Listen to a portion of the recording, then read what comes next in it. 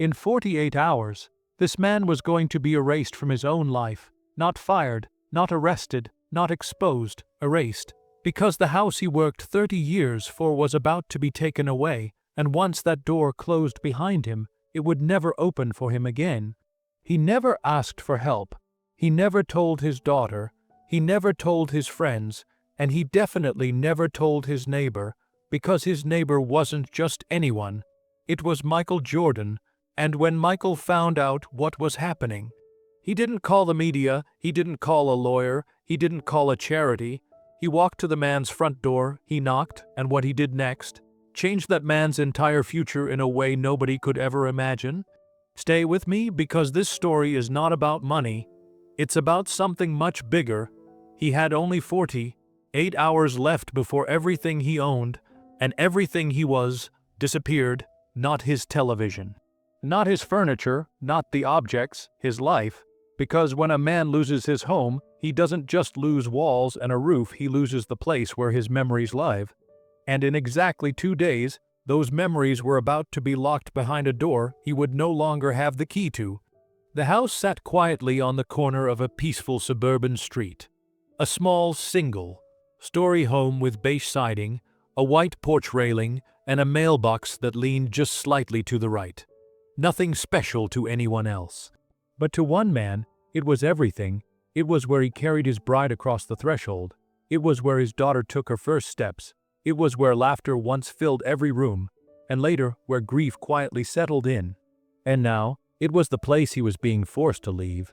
Inside that house lived a man named Robert Hayes, 72 years old, retired school janitor, widower, father of one.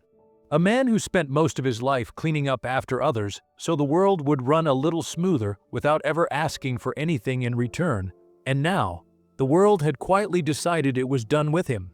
Robert sat alone at his kitchen table, the same table where his wife once served dinner, the same table where his daughter once colored pictures, the same table that now held only one thing, a single piece of white paper. At the top of the page in bold black letters were the words, "Final eviction notice." Robert stared at it, not in anger, not in shock, but in exhaustion, because this was not the first notice, this was the last. His hands trembled slightly as he held the paper, not because he was scared, but because he was tired.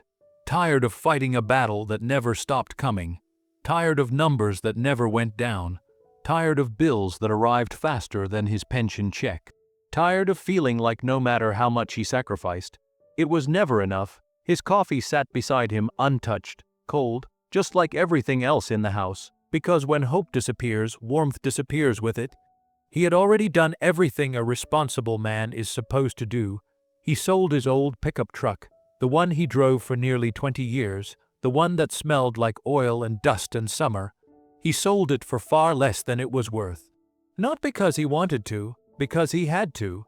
He borrowed from friends, carefully, politely, with embarrassment hidden behind a forced smile. He promised to pay them back, even though he knew, deep down, he never would be able to. He canceled cable. He skipped meals. He wore the same clothes for years. He stopped fixing things when they broke. He stopped buying anything that wasn't absolutely necessary.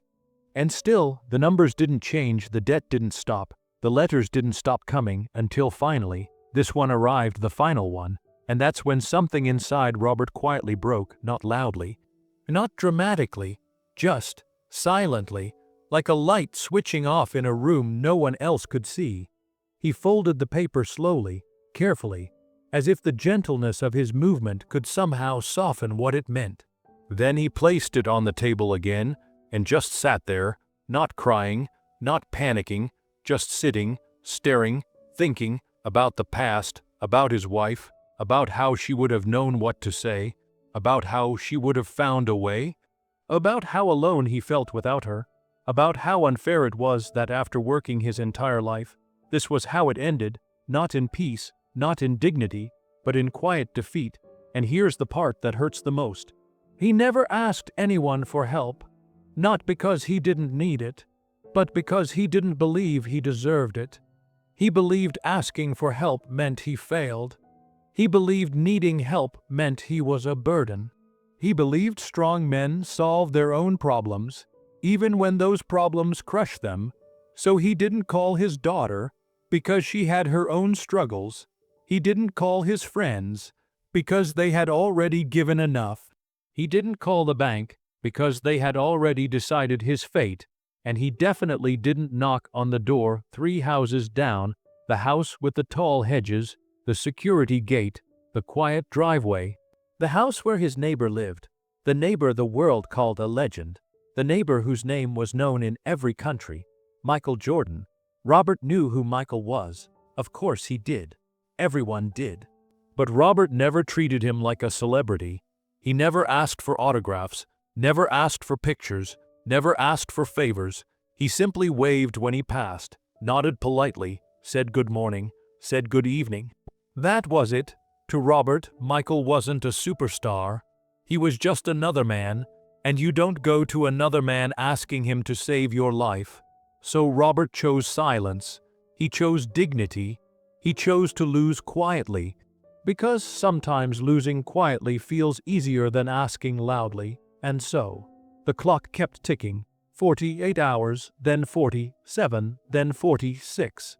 Each hour pulling him closer to a future he didn't recognize. A future without the walls that held his memories, without the porch where he watched sunsets, without the door that once welcomed his family home, and the tragic part, no one knew, not the neighbors, not his daughter, not even the man 3 houses down who could change everything with a single phone call, because some people don't want to be saved. They just want to survive with dignity, and Robert Hayes was one of them, until something happened that he never expected and that he never asked for, and that would change everything. Fame changes how the world sees a person, but it doesn't always change how a person sees the world. 3 houses down from Robert's fading home stood a very different kind of house. Tall iron gates, trimmed hedges, soft pathway lights that glowed at night. It looked like the home of someone important. But inside that house lived a man who didn't want to be important.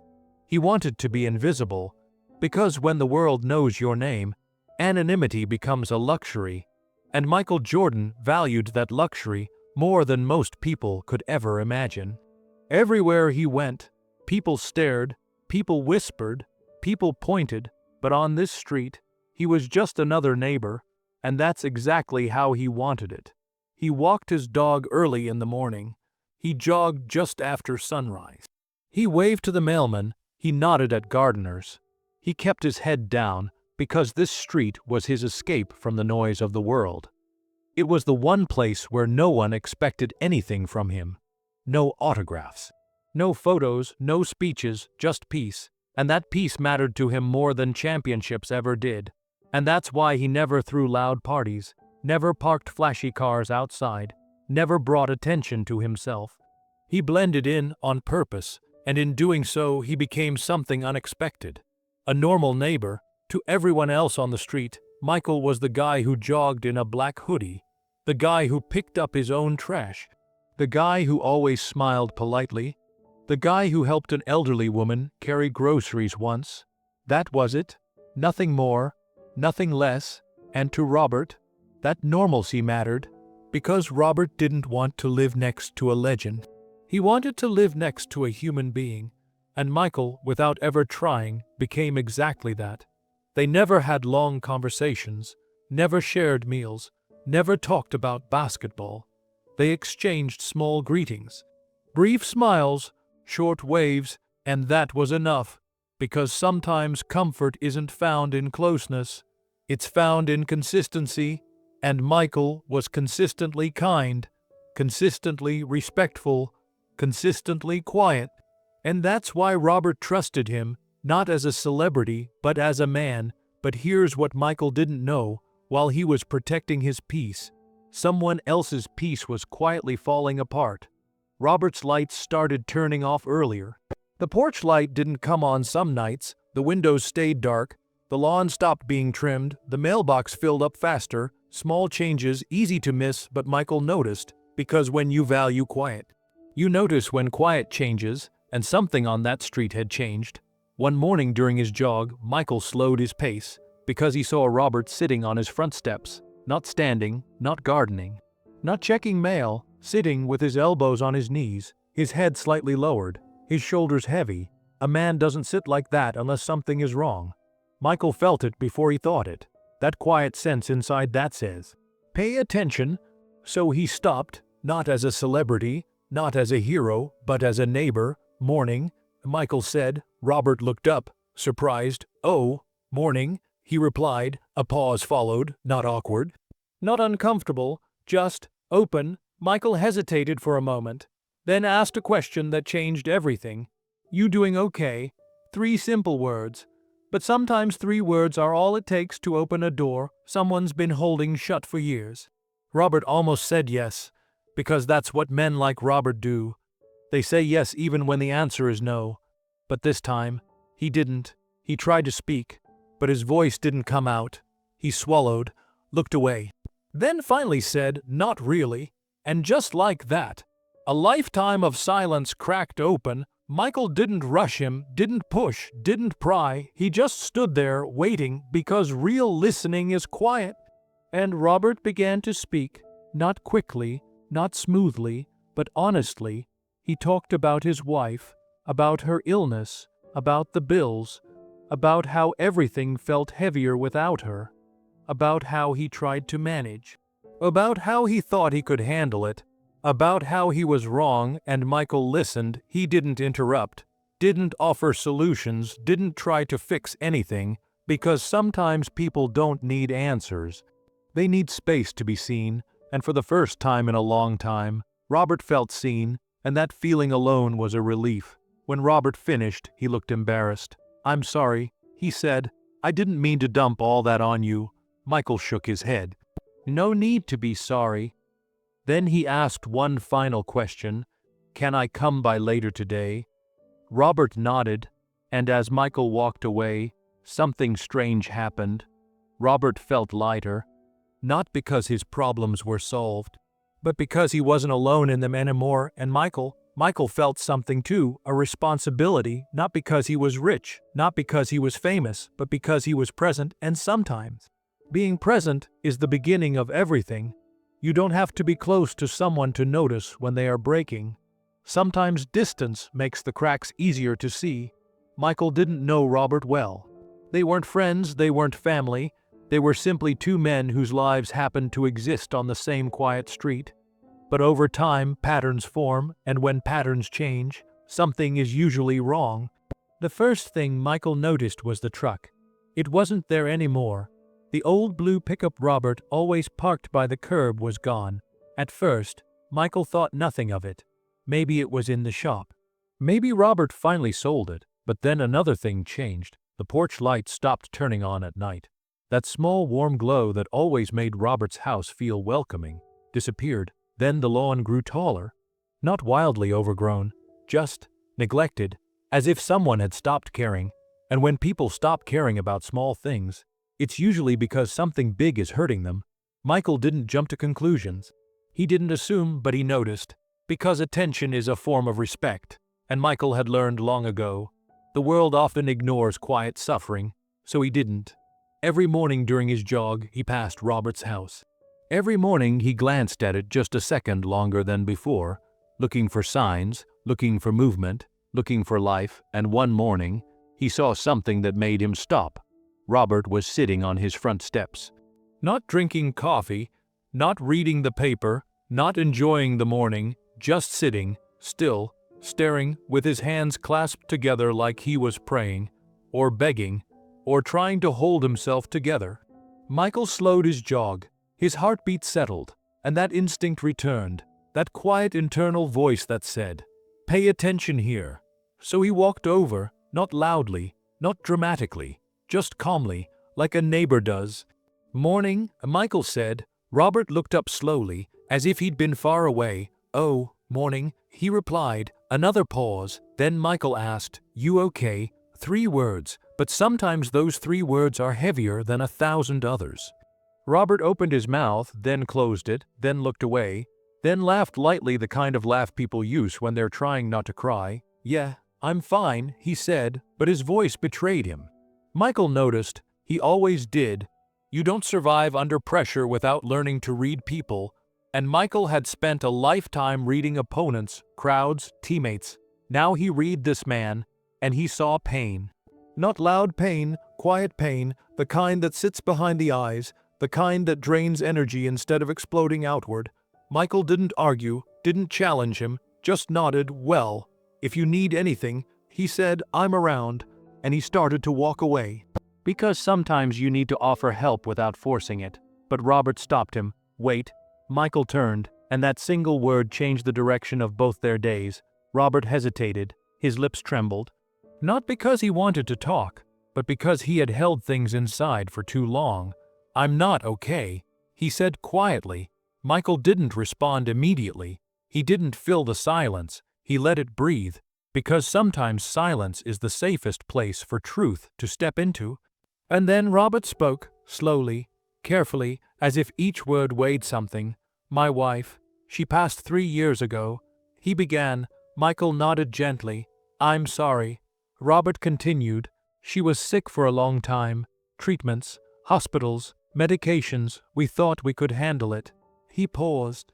"We couldn't." Michael listened. "I used our savings, then my retirement, then my emergency fund. I thought I could recover, but the bills didn't stop coming." He looked at his hands. They never stopped coming. Michael didn't interrupt, didn't offer solutions, didn't offer sympathy beyond presence, because sometimes listening is the greatest form of respect. Robert swallowed. "I fell behind on the mortgage." There it was, the truth.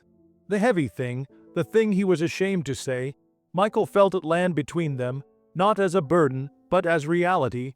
"The bank gave me time," Robert said, but time ran out. He looked up. "They're taking the house." The words hung in the air. Not dramatic, not explosive, just final. Michael felt something tighten in his chest. Not pity, not shock. Responsibility. Not because he was rich, but because he was aware. And awareness creates responsibility. Michael didn't speak right away. He didn't rush, because when someone gives you their pain, you handle it carefully. Finally, he said, "When?" 2 days, Robert replied. 48 hours, the same number from the paper. The same ticking clock. Michael nodded slowly, then asked one simple question. "Do you have somewhere to go?" Robert shook his head. "My daughter's struggling herself. I don't want to be a burden." Michael understood that. Men like Robert would rather lose everything than feel like a burden. Michael thought for a moment, then said, "Can I come by later today?" Robert blinked, surprised. Sure." Michael smiled slightly. "Okay, I'll see you later." And then he walked away, not because he was done, but because he needed to think, because some moments require more than reaction. They require intention, and Michael was about to make a decision that would change 2 lives. One visibly, one quietly. Some stories aren't hidden because they're secret. They're hidden because they're painful. Robert didn't want to tell his story, not because it was complicated, but because it was simple. And simple pain is often the hardest to explain. Michael returned that afternoon, just as the sun began lowering into the sky. The street was quiet. Birds settled into trees. The world moved slowly. But inside Robert's house, time felt heavy. Michael knocked gently, not like someone who expected an answer, like someone who respected whatever answer might come. Robert opened the door. He had cleaned the house not because it needed it, but because he was embarrassed. Embarrassed of his sadness, embarrassed of his struggle, embarrassed that someone else was about to see his life from the inside. "Come in," Robert said. Michael stepped inside. The house smelled faintly of old wood and coffee. It was warm, not physically, emotionally, because warmth comes from history, not temperature. They sat at the kitchen table, the same chair, the same piece of paper lay folded near the center. The eviction notice, it sat between them like a silent witness. Michael didn't pick it up yet. He didn't want to rush the truth. He wanted Robert to reach it himself, and Robert did. Slowly, he unfolded the paper, smoothed it flat, and stared at it again. "I never wanted to be here," he said quietly. Michael waited. "I thought if I worked hard enough, if I was careful enough, I'd never become this man." "What man?" Michael asked gently. "The man who can't keep his own home." That sentence carried more shame than fear. Michael heard it and understood it. Robert continued, "My wife, Linda, she was my world." He smiled slightly at the memory. "She was strong, kind, always helping others." Michael nodded. "She got sick suddenly. Cancer, aggressive." He paused. "They said we caught it early, but early didn't mean easy. Hospitals, treatments, medication, travel, lost workdays." Robert described it not dramatically, but clinically, as if distance made it easier to survive. "I didn't think twice about spending the money," he said. "I would have sold everything if it gave her another day." Michael didn't speak. "Because some things don't need response. They told us the insurance would cover most of it." Robert continued, "But most doesn't mean all." He exhaled slowly. Every month another bill came, and another, and another. His voice tightened. I stopped looking at the totals. Michael understood. Numbers become unbearable when they grow larger than hope. "I used our savings first," Robert said, "then my retirement fund." Then he laughed softly. "You know, the money you're supposed to save for the future." Michael nodded. "I used our future to survive the present." That sentence landed hard, because it was honest. And when that was gone, Robert continued, "I started falling behind." Michael finally picked up the eviction notice. Not to read it, but to acknowledge it. "This came last week," Robert said. "They gave me time before, extensions, warnings." He shrugged. "They stopped believing me." Michael looked at him. "No," he said. "They stopped caring." Robert didn't respond, because he knew it was true. Michael set the paper down again. "Why didn't you ask for help?" he asked. Robert looked away. "I didn't want to be a burden." Michael nodded. "Why didn't you tell your daughter?" Robert swallowed. "She's struggling herself." "I didn't want to be another problem in her life." Michael leaned back slightly. "And me?" he asked gently. "Why didn't you tell me?" Robert hesitated, then answered honestly, "Because you're Michael Jordan." Michael smiled. "And that means what?" Robert sighed. "It means you already carry the weight of the world. I didn't want to add mine to it." Michael sat with that. Not offended, not flattered, just thoughtful. "You know what's funny?" Michael said quietly. "What?" Robert asked. "I spent most of my life carrying the expectations of millions of people who never met me." He paused. "But you didn't want to give me the weight of one honest conversation." Robert didn't know what to say. Michael leaned forward. "Robert, you don't become a burden by being human." That sentence broke something open. Robert's eyes filled with tears. Not dramatic tears, quiet ones, the kind that come from relief, the kind that come from being seen. "I just wanted to keep my dignity," Robert whispered. Michael nodded. "You kept it." Then he asked the most important question yet. "How much do you owe?" Robert hesitated. I'm not offering," Michael interrupted gently. "I'm asking." Robert told him the number wasn't small. "But it wasn't impossible." Michael nodded once. "Okay. That was it. No drama, no speeches, no promises, just one word, okay." Michael stood up. "I need to make a call."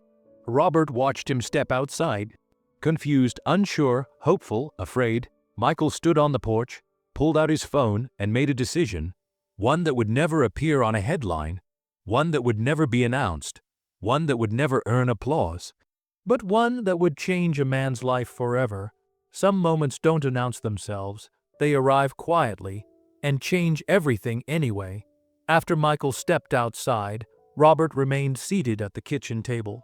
He didn't move, he didn't follow, he didn't speak, because when your entire future might be decided by someone else's phone call, you don't want to disturb the air around it.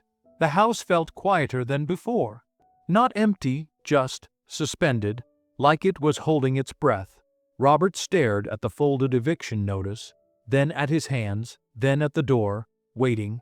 Every second felt longer than the one before it. Not because time slowed down, but because hope had returned. And hope makes waiting feel heavier.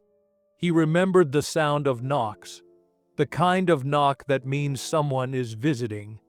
The kind that means the kind of knock that means someone is visiting. The kind that means someone is delivering something. The kind that means someone is taking something away. This knock would decide which kind it was. Outside, Michael stood on the porch. He didn't pace. He didn't rush. He leaned against the railing and looked down the street. The same street he had walked for years. The same street that suddenly felt different, because now it wasn't just a place. It was a story unfolding in real time. Michael held his phone, not with urgency, with intention. He knew exactly who he was calling. Not a friend, not a lawyer, not the media. His financial manager, the person who handled numbers so he could focus on people. The phone rang once, twice, then connected. "Hey," Michael said calmly, "I need you to check something for me." He gave the name, the address, the bank. He waited, not impatiently, attentively, because this wasn't about speed. It was about certainty. Robert sat inside, unaware of the words being spoken on his behalf, unaware of the numbers being reviewed, unaware of how close his life was to changing. Michael listened, nodded, asked one question, "How much?" The number came back. Michael didn't react, didn't sigh, didn't hesitate. He had heard far bigger numbers before. He had seen far bigger risks, but this wasn't a business decision. This was a human one. "Okay," Michael said. "Pay it." A pause now. Another pause. "Yes, all of it." Another pause. "Send me confirmation when it's done." Then he ended the call, just like that. No drama, no announcement, no emotional speech. One call, one decision, one quiet moment that erased years of fear. Michael stood there for a second longer, not because he needed to, but because he wanted to feel the weight of what he had just done. Not pride, not superiority, responsibility, because helping someone doesn't make you bigger. It makes you accountable to what you've become. He turned back toward the door and knocked, not loudly, not softly, perfectly in between. A knock that said, "I'm here."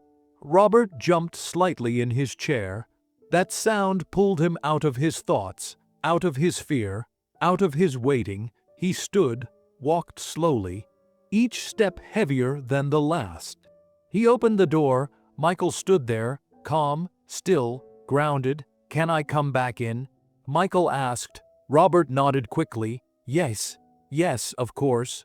They sat again at the kitchen table, the same two chairs, the same piece of paper, the same quiet room, but something in the air had changed, not visibly but unmistakably. Michael pulled out his phone, turned it toward Robert, and placed it on the table. On the screen was a confirmation email. A payment receipt, a balance of 0. The words were simple, but their meaning was not. Robert stared at the screen. He didn't understand at first.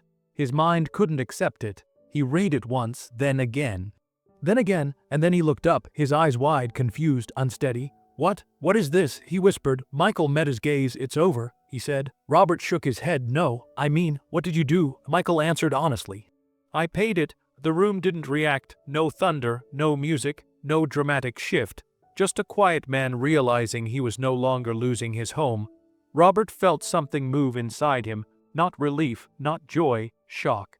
Like a man waking up from a nightmare and realizing he's still alive. "You paid my house?" Robert said slowly. Michael nodded. "Yes." Robert stood suddenly, not in anger, not in excitement, in disbelief. No, you can't. I can't accept that." Michael remained seated, calm. "Why not?" "Because it's too much," Robert said. "Because I didn't earn it." Michael looked at him. "You earned it your entire life." Robert shook his head. "I don't deserve this."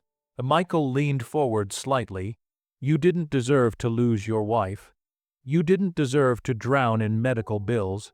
You didn't deserve to lose your home." He paused. "This just corrects one of those things." Robert felt his knees weaken. He sat back down. His hands began to shake. Tears filled his eyes, not the loud kind, the quiet kind, the kind that fall without sound. "I don't know how to thank you," he whispered. Michael replied simply, "You don't." Robert looked up. Michael continued, "Just live well. That was it. No conditions, no repayment, no expectations. Just a gift with no strings attached, and somehow that made it heavier, not in obligation, in meaning." Robert nodded slowly. "I will," he said, and in that moment, the house was no longer a place of loss. It was a place of second chances, and all it took was a knock on a door.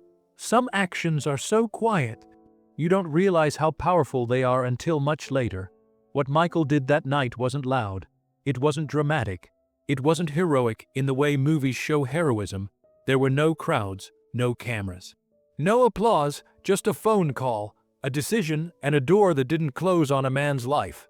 But what made it unthinkable wasn't the money. It was the way it was given, with no announcement, no story, no expectation of return. Just because it was right. After Michael left, Robert stayed seated at the table for a long time, not because he was frozen, but because his body needed time to catch up to what his mind had just understood. He wasn't losing his house. He wasn't packing his memories into boxes. He wasn't leaving the place where his life had happened. He was staying, and staying felt unfamiliar because for weeks he had been preparing himself to leave. His nervous system had accepted loss, and now loss had been replaced with safety. That kind of shift is not instant. It's disorienting. Robert stood up slowly, walked through the house, touched the walls. The doorway, the light switch, the window frame, all the small things that suddenly mattered again, not because they were new, but because they were saved.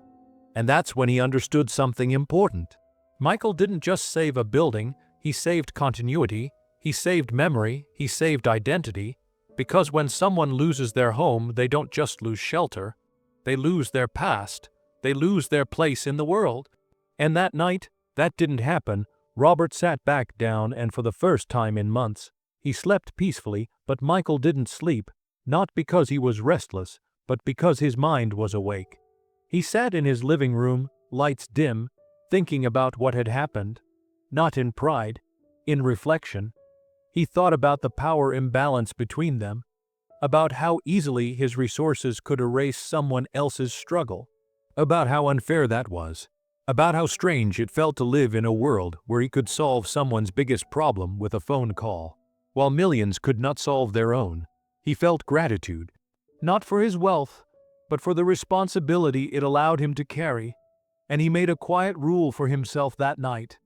He would never turn kindness into a story, because once kindness becomes a story, it becomes about the teller, not the receiver, and this wasn't his story, it was Robert's. The next morning, Robert woke up early, not because he had to, but because he could. He brewed coffee, hot this time. He sat on the porch, the same porch that was almost taken from him, and he watched the sun rise, not as a man waiting for loss, but as a man standing in continuation.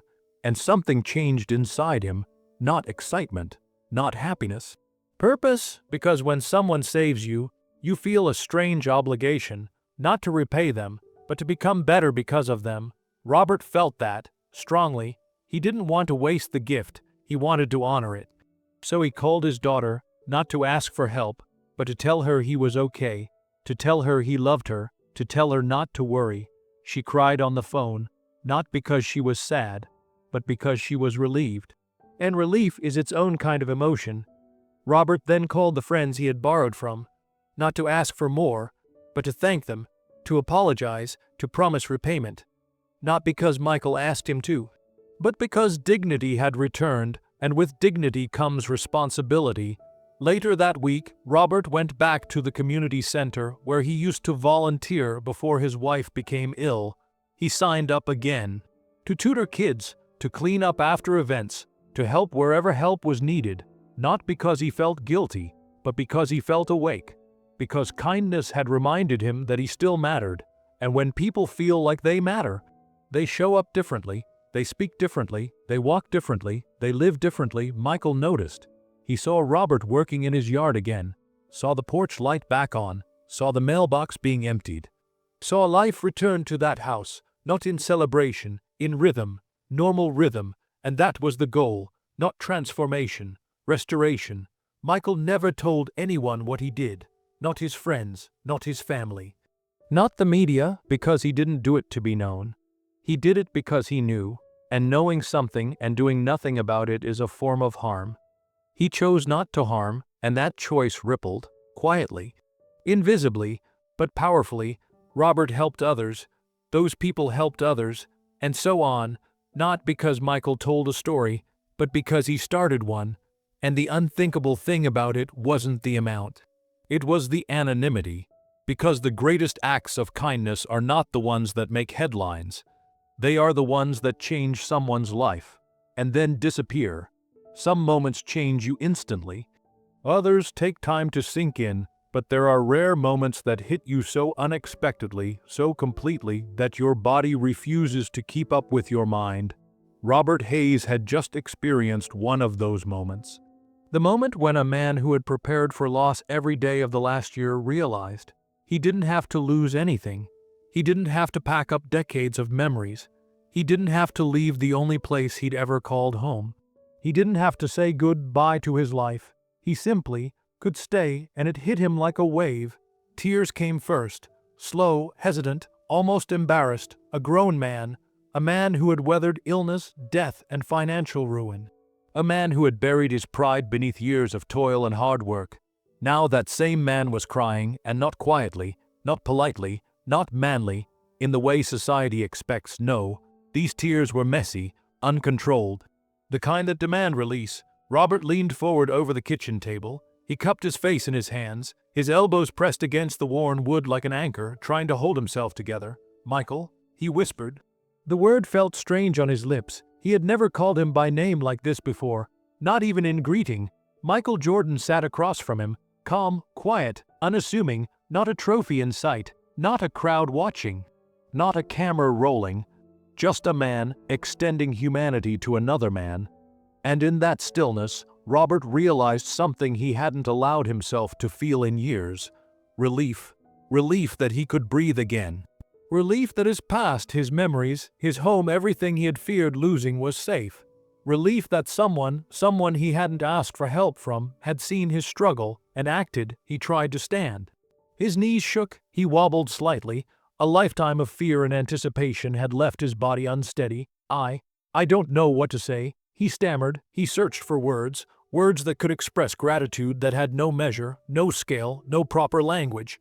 Michael leaned back in his chair slightly. "No need," he said softly. "No words."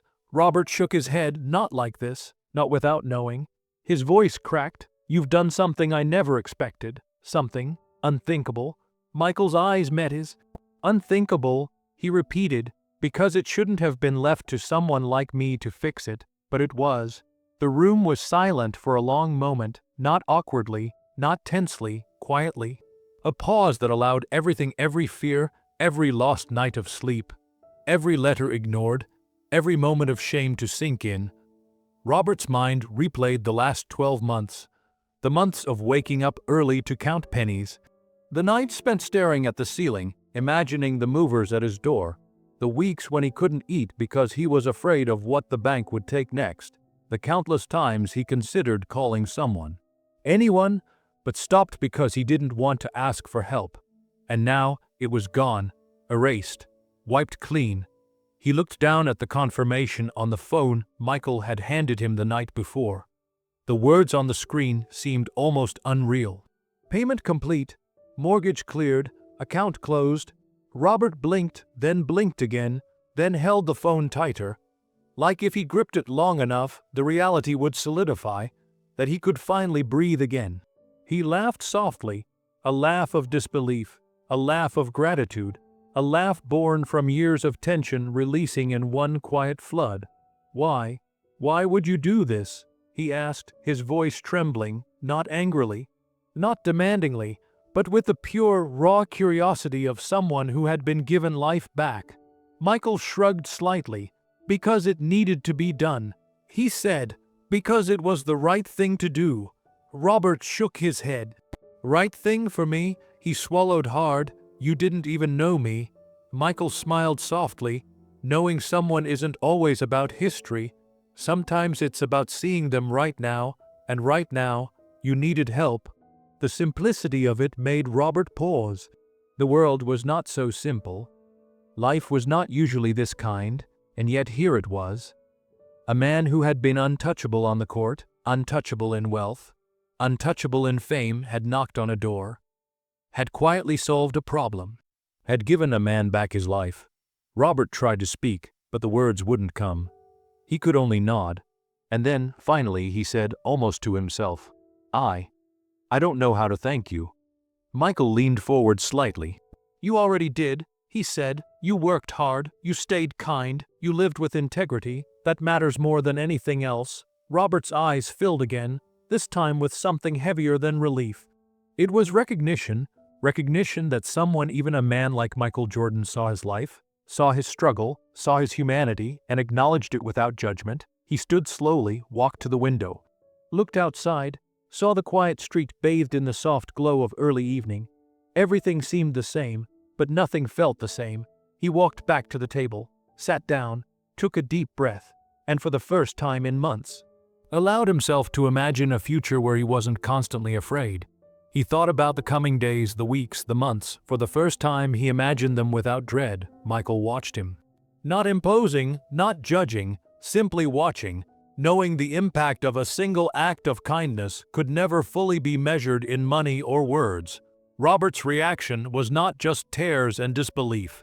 It was a shift in the air. A shift in him. The house itself seemed to breathe again, as though it had been waiting for this moment too. And then, finally, Robert spoke again, not with words of gratitude, not with words of obligation, but with resolve. I will not waste this," he said quietly. "Whatever I do next, it will honor this." Michael nodded once. "That's all I ask." There was a silence after that, not uncomfortable, not empty, full of possibility, and in that silence Robert realized the house wasn't the only thing saved. The dignity that had been eroding, restored, the hope that had been buried, alive again. The faith in humanity, rekindled. He looked at Michael one more time, saw not a legend, not a billionaire, but a man who had chosen to do what was right when no one was watching, and in that moment, Robert made a promise to himself, a promise to live differently, a promise to honor the gift he had been given, a promise to pass kindness forward, because some acts of generosity are bigger than money, bigger than fame, bigger than recognition. They change lives, they awaken souls, they inspire action, and Robert Hay's life was about to change forever. Some moments don't just affect the present. They echo into the future quietly, relentlessly. Robert Hayes had just experienced one of those moments. A single act, a knock, a payment, a gesture of humanity had rewritten his life in ways he couldn't yet fully understand. The first change was immediate. The weight on his chest had lifted. It felt as though 100 sleepless nights, 1,000 unanswered bills, and decades of fear had been erased in a single moment. He walked through his home that morning with a different awareness. The floorboards creaked underfoot, familiar, comforting. The walls seemed warmer. The windows seemed brighter. The kitchen table, no longer a reminder of despair, but a witness to survival. And then he realized the second change, hope. Not the fragile, fleeting hope that comes from wishing, but the steady, certain hope that comes from knowing someone saw your struggle and acted. Hope that reminded him life could still offer surprises. Hope that reminded him to keep going. He sat on the porch, coffee in hand. The sun rose slowly over the quiet street. Birds chirped, leaves rustled, the world moved as it always had. Yet everything felt different. Robert's entire perspective had shifted. He thought about his daughter. He remembered the worry in her voice whenever they spoke about money, the quiet fear she never admitted, and now he could call her and tell her he was okay, and he did. The phone rang once, twice. Her voice came through hesitant, emotional, relieved. "Dad," she whispered. "Yes," Robert said, his own voice shaky. "I'm okay, the house, it's safe." There was silence on the line. Then tears, then laughter, then more tears, and in that exchange, something shifted between them. Distance didn't feel so far. Worry didn't feel so heavy. The next change was internal. Something Robert hadn't realized he'd lost until now. Confidence. Confidence that he could manage life. confidence that he could face challenges without fear, confidence that even in moments of despair, good people exist. Michael Jordan's act had not just paid off a mortgage. It had paid off doubt. It had paid off shame. It had paid off a year's worth of sleepless nights and quiet suffering. Robert went about his day differently. He cleaned the yard not because he had to, but because he wanted to. He picked up trash along the sidewalk. He waved to neighbors with genuine warmth, not the automatic nod of someone too tired to engage. He even stopped by the community center where he had volunteered years ago before his wife's illness. The children there didn't know his story. They only saw a man who had returned, a man who had been gone in spirit for far too long, and the energy he brought back to that place was palpable.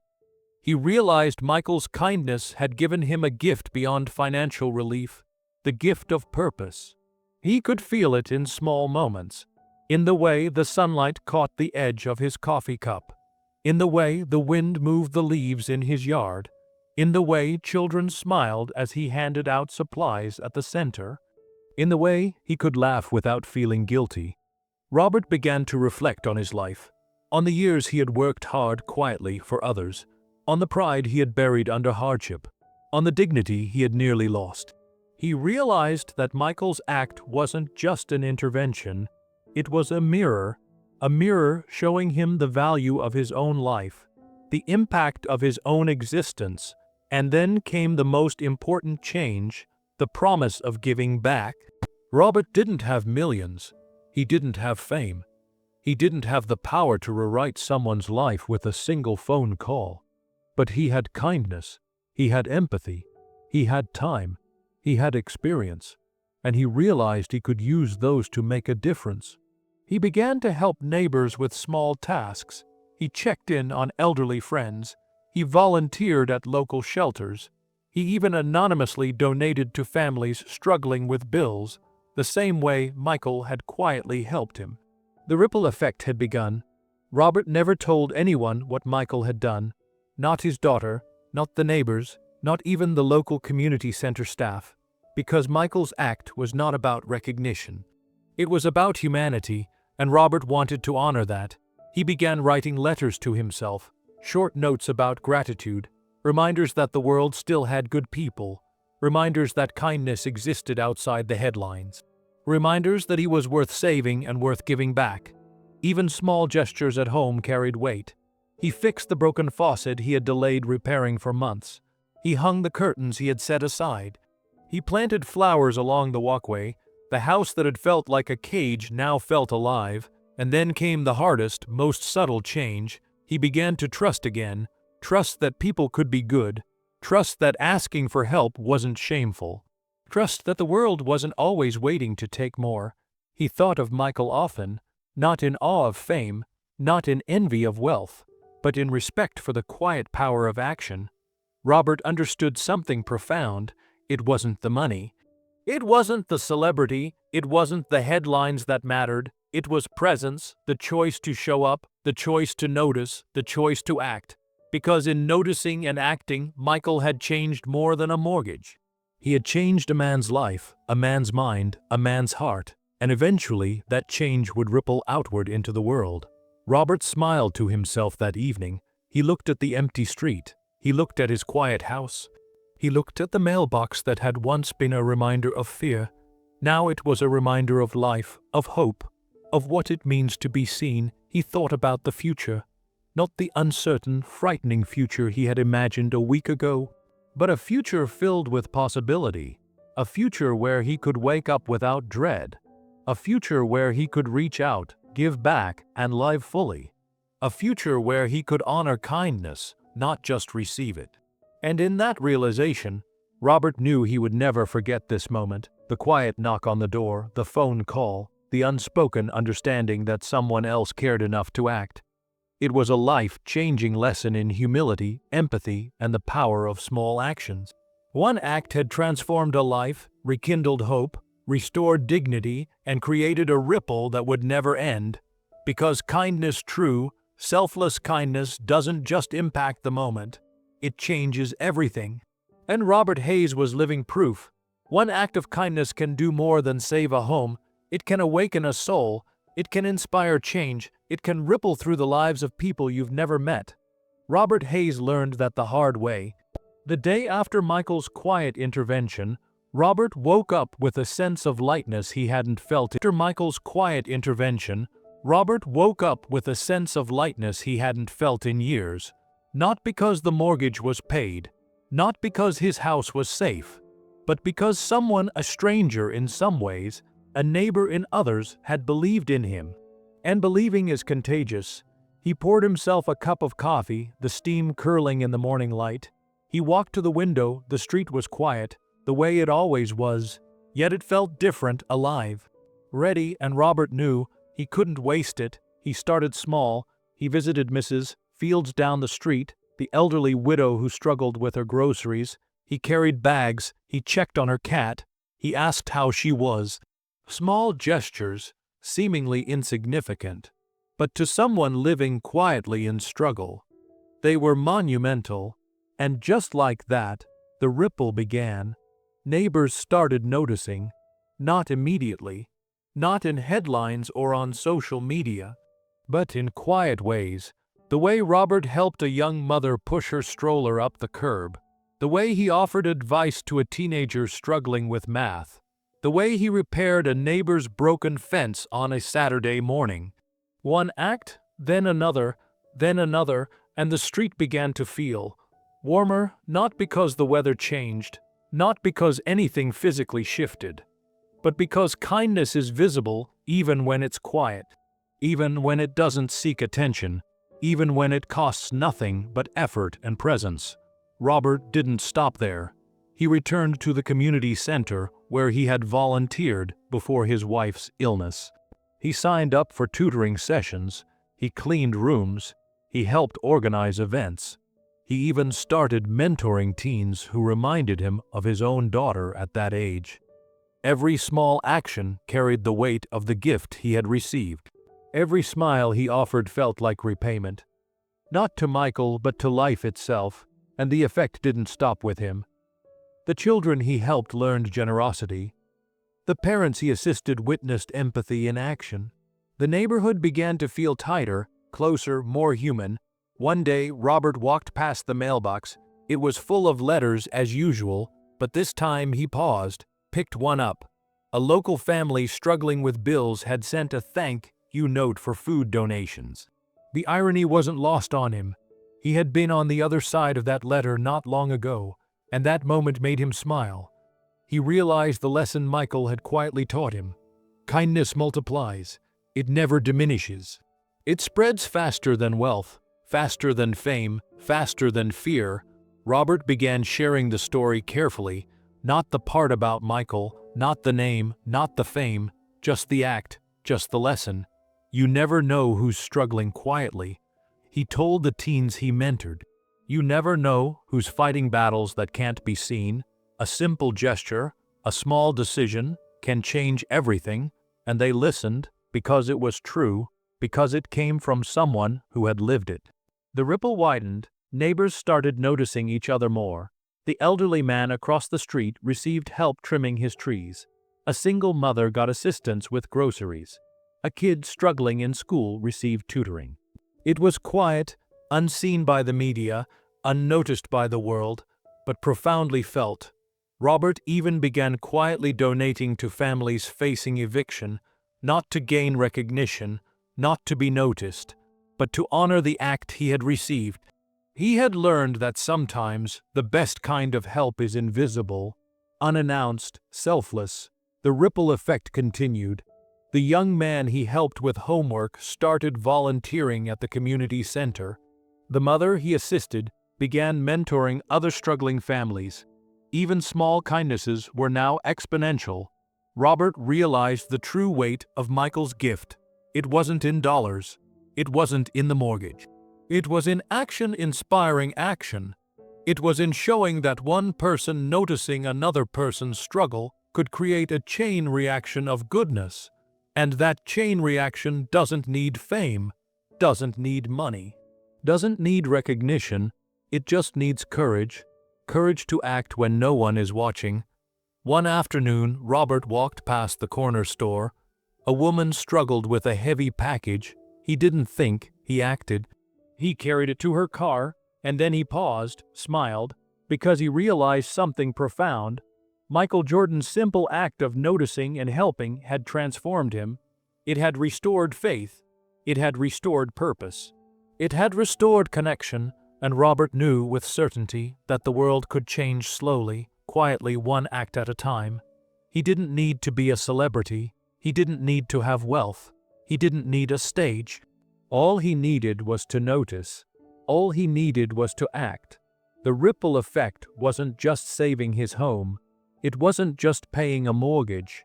It was changing a man's heart. And from that heart, kindness flowed outward. Even now, years later, Robert thinks about that day. The day a quiet knock on the door changed everything. The day a man he barely knew restored his life. The day hope returned, not in an instant of magic, but in a simple act of human decency. And that, he realized, is how the world turns, not with headlines, not with fame, not with fortune, but with quiet, unnoticed, deliberate acts of courage and kindness. The ripple effect spreads. It touches lives far beyond what we can see. It inspires more good than one can measure. It restores faith in humanity, and it all began with one man noticing another, one man deciding to act, one knock on a door. Sometimes one act can change everything. Not 100 acts, not 1,000, just one. And for Robert Hayes, that one act came in the form of a knock on his door. A knock that belonged to a man the world knew as Michael Jordan. A man whose fame could fill arenas, whose wealth could solve countless problems, whose presence alone could command attention anywhere. Yet here, in a quiet suburban neighborhood, on an ordinary street, it was just a man. Just a human being noticing another human being struggling. Just a man acting when no one else would. Robert thought about that night constantly, not in awe of the money, not in amazement of the celebrity, but in awe of the humanity he had witnessed. The power of one isn't measured in dollars. It isn't measured in headlines. It isn't measured in applause. It's measured in lives changed, in hope restored, in dignity returned. After that day, Robert's life transformed completely. The house he once feared losing became a symbol that life could surprise you, a symbol that even in the darkest moments, help could arrive, a symbol that humanity exists. He woke each morning with purpose, not just to live, not just to survive, but to honor the gift he had received. He began volunteering at the community center again, tutoring children, mentoring teens, offering guidance to families struggling like he had. Every smile he helped create reminded him of the knock that started it all. Every child he encouraged, every family he assisted, became a part of the ripple, and the ripple grew. Neighbors noticed his renewed energy. They were inspired. They started looking out for each other more. The quiet street, once filled with routine, now felt alive. It was a neighborhood that remembered to care. Robert understood something profound. Kindness is infectious. One act begets another. One gesture creates 1,000 unseen responses. One decision to act creates a chain reaction that can last generations.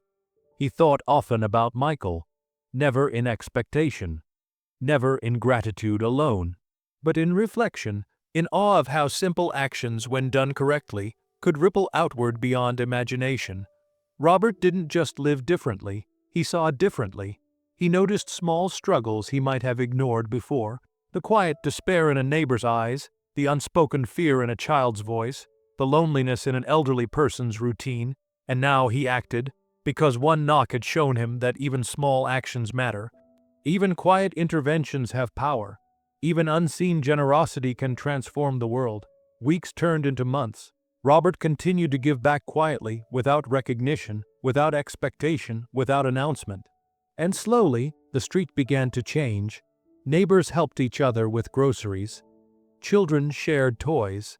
Adults checked in on the elderly. A small community, once isolated, now thrived on human connection. Robert realized the world doesn't always need leaders.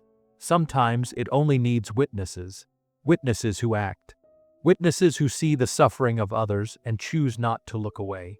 He thought about his own family. His daughter, once distant emotionally due to worry and fear, now spoke to him with ease.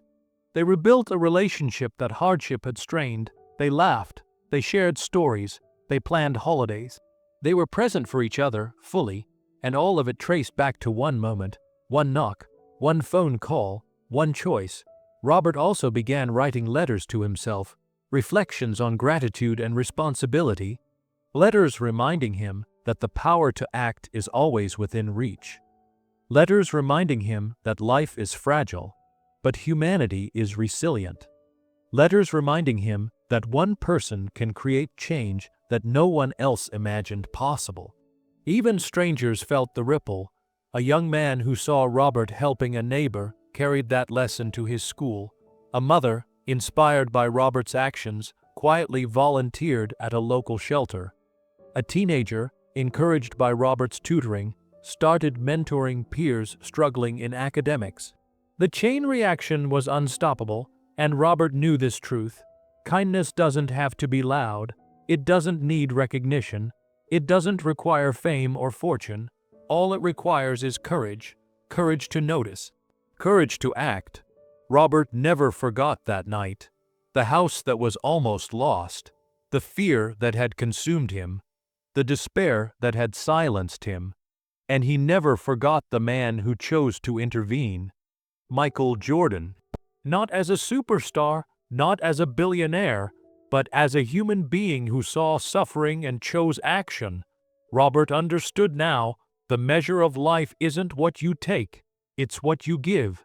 It's how you see others. It's the courage to help when no one is watching. Years later, when Robert walked down the street, he noticed small changes everywhere. Neighbors greeting one another, kids playing together, elderly residents smiling at familiar faces. And he knew it all started with one small act. He thought to himself, change begins with one.